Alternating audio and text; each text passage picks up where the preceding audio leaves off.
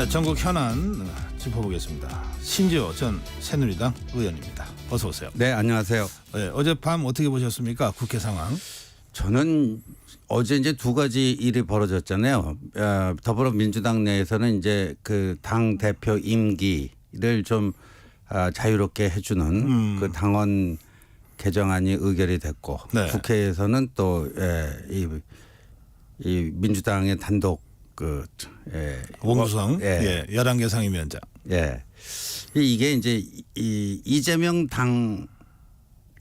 당을 넘어서 이제 이재명 국회가 되고 있구나. 하하. 예. 이재명 당. 그러니까 이재명 대표가 재작년 3구 대선에서 패배하고 기존의 정치 문법을 완전히 무시한 채 바로 국회의원 배지 달고 또 당대표 되고, 그래서 이 민주당을 이재명을 위한 방탄당으로 만든 거 아닙니까? 네. 이젠 그걸 넘어서 이 입법부를 이재명을 위한 방탄국회로 만드는구나. 그 이재명 대표가 그런 말을 한 것이 기억이 납니다. 민주당의 이재명이 아니라 이재명의 민주당으로 만들어 가겠다. 그러니까 이재명의 국회가 된 거죠. 네. 그러면 이제 11개 상임위원회가 어제 의결이 됐어요. 네. 이제 7개가 남았습니다. 그럼 7개는 어떻게 될 것 같습니까? 저는 국민의힘이 받고 싶어도 못 받을 것 같아요. 왜냐하면은 어제 추경호 국민의힘 원내대표가 마지막 협상안을 던지지 않았습니까? 이제까지 국회 관례를 보면요, 1당이 국회의장을 갖고 가면 2당이 법사위원장을 갖고 가고 여당이 운영위원장을 갖고 가는 게 이제까지 국회 관례였습니다. 그렇다면은 그 관례대로 따지면 법사위와 운영위를 국민의힘이 받아야 되는데, 네. 운영위와 과방위까지도 그냥 넘기겠다. 민주당이 주겠다. 그 대신 법사위원장만 우리에게 좀 양보해 달라. 마지막 협상안을 그렇게 던졌는데, 네. 이거는 엄청나게 양보한 협상이에요. 기존 우원식 의장은 관례보다도 국회법이 우선이라고 그랬는데 이 관례에서도 엄청나게 양보한 거란 말이에요. 그런데 박찬대 민주당 원내대표가 일고의 가치도 없다. 바로 그 자리에서 까버렸어요. 이거는요, 굉장히 어찌 보면은 민주당의 오만함이 이제 아주 하늘을 찌른다. 왜냐하면 과거의 사례를 보면 이런 정도로 여당 원내대표가 절충안을 던지면요, 최소한 하루 정도라는 아주 고민하는 척이라도 합니다. 척도 안 해요. 척도 안 하고 그냥 바로 일고의 가치도 없다. 그 여당 원내대표 그거를 그 자리에서 쓰레기통에 던져버리고 강행을 해버린 거 아닙니까? 그러면 추경호 원내대표가 굉장히 모욕감을 느꼈을 거다. 그런 말씀이십니까? 그렇죠. 이거는 뭐 국회사로 보면 이제 어제 국민의힘은 그 뭐 옛날에 뭐 삼전도의 굴욕이라고 그랬는데 여의도의 굴욕이에요. 이거는. 자, 이 법사위원장 문제가 마지막에 국민의힘이 마지막까지 포기할 수 없었던 위원회인데 이제 그게 거부됐다. 즉각 거절당했다. 그러면 역으로 얘기하면 더불어민주당에서 법사위원장을 그렇게 집착했다는 뜻도 되잖아요. 그렇죠. 그 이유가 뭡니까? 그 뭐 이재명 방탄 아니겠어요? 어떤 의미의 방탄입니까? 지금 뭐 금요일 오후에 이제 이화영 9년 6개월 중형그게 내리고 나서 비상등이 켜진 거고, 그 전부터도 그런 마음을 갖고 있었지만 이화영 1심 판결로 인해서 마음이 더 급해진 거 아니겠습니까? 마음이 더 급해진 거고, 이 본인들은 오늘 아마 법사위 열 것 같던데요. 보니까. 그래요? 예, 그래서 뭐 자기들은 1호 법안이 그 해병대원 특검법안 다시 그 발의하는 거다. 뭐 이렇게 했는데 거기다가 이화영 특검법을 껴넣기를 할 겁니다. 이화영 특검법을 껴넣기 할 거고요. 지금 국민의힘은 7개 상임위원회를 받을지 말지도 아직 결정을 못한 상태고, 네. 또 11개 상임위원장을 어제 의결을 했지만 그 상임위에 국민의힘 의원들을 지금 배치도 하지 않은 상태 아니에요. 네. 그런 상태에서 그냥 강행하겠다는 그냥 거죠. 법사위를 또 단독으로 야당 열겠다. 단독으로 그렇게 예상하시는 거군요. 예, 뭐 그리고 뭐 그런 좀 기사들이 나오고 있네요, 아침에. 예, 오늘 아마 법사위와 과방위를 야당 단독으로 개최해서 그거를 처리할 것 같다. 뭐 이런 건데 거기에 이제 그 이화영 특검법이 껴들어갈 거예요. 겉으로는 이제 해병대원 특검법 다시 발의하는 거라고 하지만 저는 그래서 이 법사위는요 지금 22대 국회의 법사위는 이재명의 방탄을 위한 개인 로펌이 될 것이다. 이렇게 가면. 예. 그 어제 저희 방송에서 이 신경민 의원, 김영우 전 의원, 신경민 전 의원 그 토론에서도 그런 이야기가 나왔어요. 네. 그 이화영 전 부지사 재판 때문에 오히려 원구성 문제에 있어서 더불어민주당이 더 강하게 그렇죠. 네. 결과적으로 그렇게 이제 현실화되고 예. 있다. 예. 그래요. 네. 그럼 이화영 전 부지사 재판이 그 이제 9년 6개월 실형 나온 거 네. 이게 어떤 의미가 있을까요, 정치적으로? 그래서 굉장히 아픈 거죠. 그리고 이제 7월 12일에 김성태 쌍방울 전 회장이 그 뇌물을 공유한 쪽 아닙니까? 네. 그 또 이제 선고 공판이 있어요. 아하. 그러니까 이제 검찰이 뭐 이번 주 내로 그 이재명 대표 그 제3자 뇌물죄로 기소한다고 다 나오지 않습니까? 네. 그러니까 이제 사법 리스크가 굉장히 커지는 거죠. 본인들도 그러지 않았습니까? 이화영 유죄는 이재명 유죄로 연결된다. 예. 그 본인들이 그런 인식을 갖고 있었던 거기 때문에 네. 예. 지금 비상 상황인 거죠. 그래서 어떻게든 뭐 이런 법사위가 그 검찰이나 이런 재판부를 그 소관하는 상임이니까. 그렇죠. 예, 단순히 이제 국회 운영에서 뭐 이 게이트키퍼 관문 역할을 하는 법사위를 가져간다를 넘어서 그렇죠. 구체적으로 이거는 이재명 대표 방탄을 위해서 이거는 절대 포기할 수 없다 이렇게까지 네, 나올 절대 수밖에 포기할 수 없는 없었다 거죠. 이런 분석이시군요. 그러니까 뭐 그 여당 원내대표의 상당히 그 양보한 그 절충안도 그냥 바로 까버린 거 아닙니까? 그럼 앞으로 전국이 굉장히 경색될 것 같으네요. 그러면 경색될 수밖에 없다라고 봅니다. 그러니까 국민의힘으로서는요 선택의 여지가 없어요. 어제 그런 식의 그 굴욕을 당했는데 7개라도 받아갖고 뭐 하자? 그게 말이 되겠어요. 그럼 국민의힘은 앞으로 어떻게 해야 됩니까? 국민의힘은요 그래도 집권 여당의 프리미엄을 최대한 활용을 해야 되는데 예를 들면 뭐 지금 뭐 그 당에 뭐 15개 특위가 만들어졌다고 하는데 집권 여당이 좋다는 게 뭐예요? 당정 협의 언제든지 할 수 있는 거고요. 네. 물론 이제 입법을 통해서 할 수 있는 게 있다지만요. 예를 들어서 종부세의 경우에는 네. 종부세를 폐지하는 것은 이제 입법사항이지만요. 네. 세율을 조정하는 거는 그냥 시행령으로 가능한 거거든요. 그렇죠. 그렇잖아요. 네. 그러니까 종부세율을 지금 민주당조차도 종부세 1인 그 1가구에 한해서는 뭐 폐지하자 그런 거 안이 나오니까 그런 거를 그냥 선제적으로 하면 됩니다. 찾아보면 많습니다. 민생과 관련된 거. 근데 그게 네. 지난 2년간 그 야권에서는 그 시행령 정치다라고 이제 윤석열 정부와 국민의힘을 비판해 왔거든요. 네. 근데 지금 우리 신재호 의원 말씀 들어보면 그 시행령 정치를 계속 안 할 수가 없다 이런 상황이네요. 그러니까 작용이 있으니까 반작용이 있는 거 아니에요. 그러니까 이런 식의 이재명 방탄을 위한 국회로 전락시켜버리니까 어쩔 수 없이 시행령이라도 해서 민생을 돌봐야 수밖에 없는 거죠. 그리고 하고 싶어서 하는 게 아니고. 그리고 판단은 국민한테 맡기고. 예. 알겠습니다. 예, 국민의힘이 그렇게 가야 된다고 이제 말씀하신 거예요. 그렇죠. 예. 그 아까 어제 있었던 2가지 사건을 동시에 먼저 말씀하셨는데 더불어민주당에서는 당헌 당규 개정을 통해서 이재명 대표의 그 대표가 연임된 이후에 그 이 대표 임기 연장 문제까지 해결했다. 왜 그렇게 한다고 봐야 됩니까? 뭐 이재명 대통령 만들기 위해서 할 수 있는 모든 수단과 방법을 총동원하자 그런 건데 네. 지금 뭐 이제 아까 뭐 민주당의 이재명이 아니라 이재명의 민주당 그게 굉장히 키워드고요. 사실상 어제부로 이재명 유일 체제가 거의 완성 단계에 들어섰다. 그리고 이 22대 국회는 이재명 국회 그러니까 국회의장도 사실상 이재명 대표의 하수인인 거죠. 이재명 대표가 보통 누르면 그냥 쭉 알아서 하는 뭐 그런 시스템이 된 거니까 이 모든 것들은 결국 그 이재명 대통령 만들기. 네. 그러니까 그걸 위해서는 이제 사법 리스크 어떻게든지 이 국회 권력을 이용해서 막아야 된다. 뭐 그 일념인 것 같습니다. 네, 알겠습니다. 자, 이제 국민의힘 상황도 좀 짚어봐야 되겠습니다. 지금 전당대회를 7월 25일 날 여는 걸로 일단 확정 발표한 거죠. 23일이 될 것 같다고 이틀, 나옵니다. 이틀 더 이틀 뭐 예. 큰 차이는 없죠. 예. 예. 룰은요. 룰은 7대3.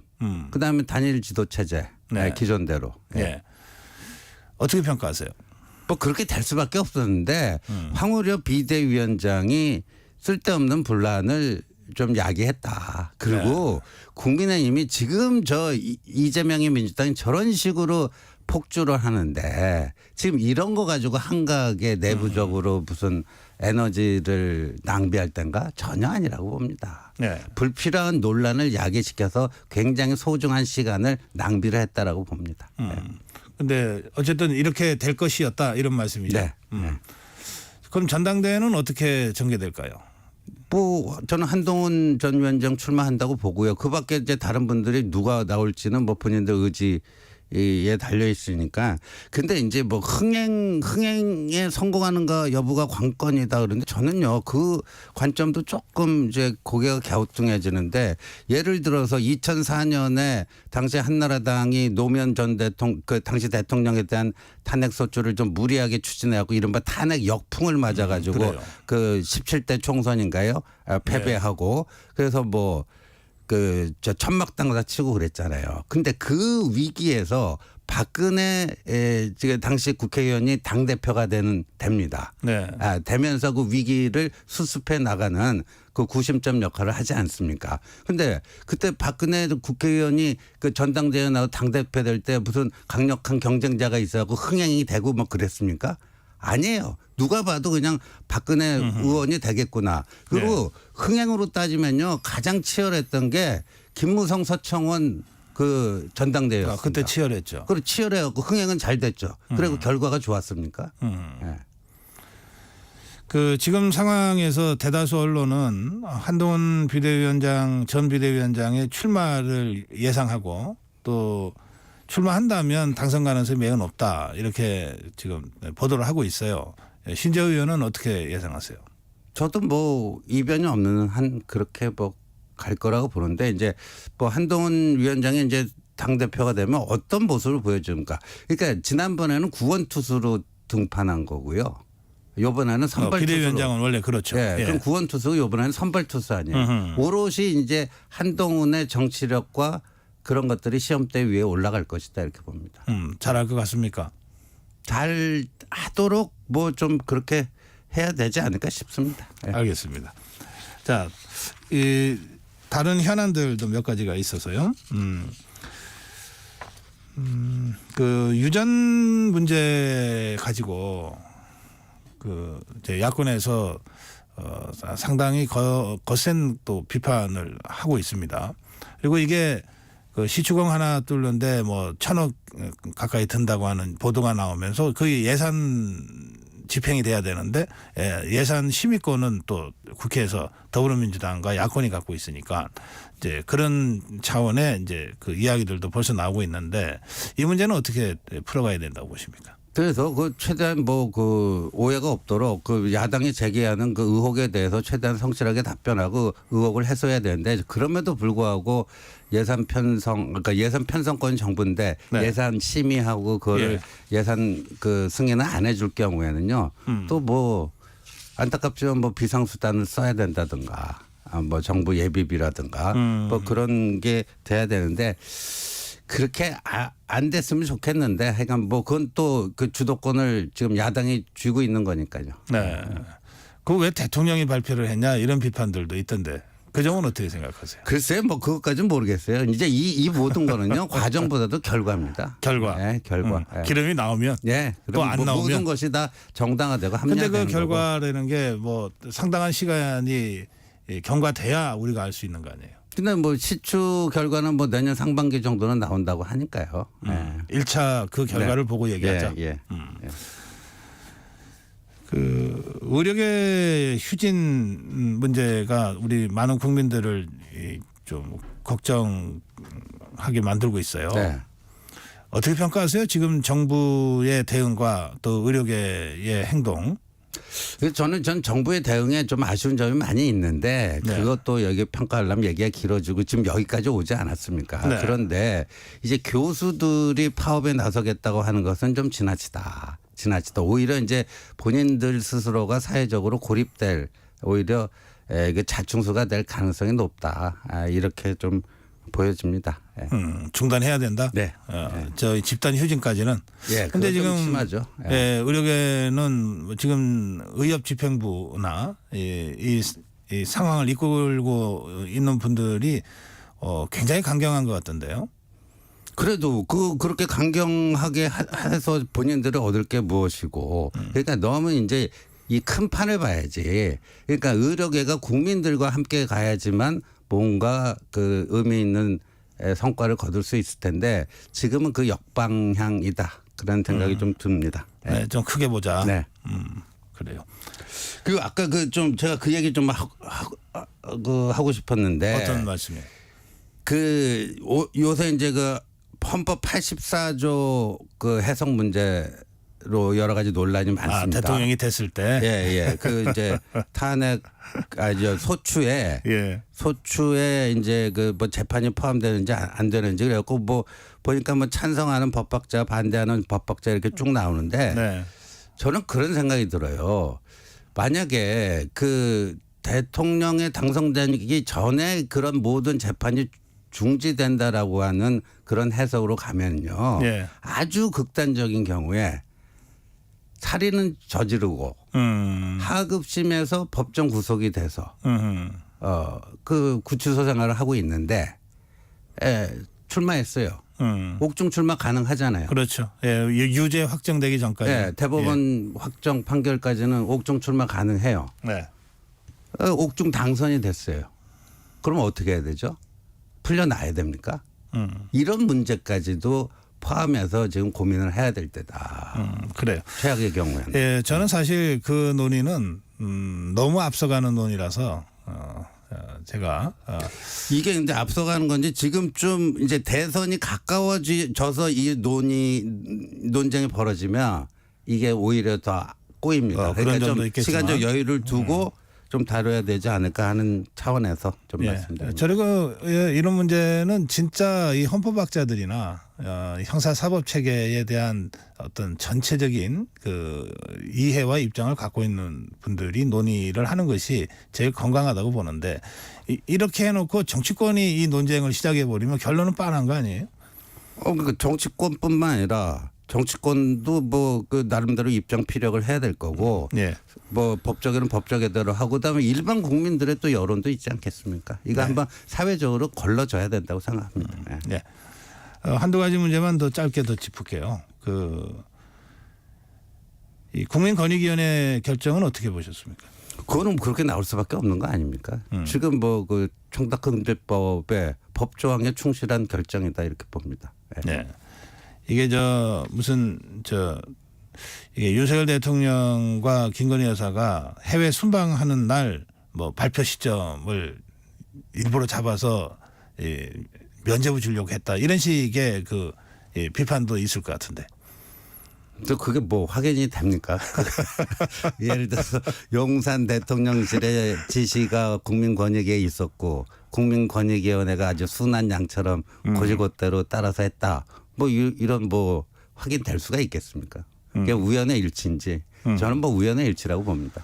예, 종부세 개편 또는 폐지 논란에 대해서는 어떻게 가져가는 것이 좋다고 생각하세요? 아니 저는 이제 일가구에 대해서는 폐지를 해야 되고요. 그게 이제 종부세라는 게 이제 이중과세 논란도 있고 물론 이제 그 뭐 헌법재판소에서는 종부세 합법이라는 결정이 나왔습니다만 지금 또 부동산 시장 상황을 보거나 우리 국민들의 어떤 이 부동산으로 인한 어떤 경제 사정 등을 감안했을 때 1인 1가구는 폐지하는 게 맞다. 이렇게 봅니다. 예. 오늘 여러 가지 현안을 아주 압축적으로 잘 정리를 해 주셨습니다. 예. 신지호 전 새누리당 의원과 함께했습니다. 고맙습니다. 네, 감사합니다. 예.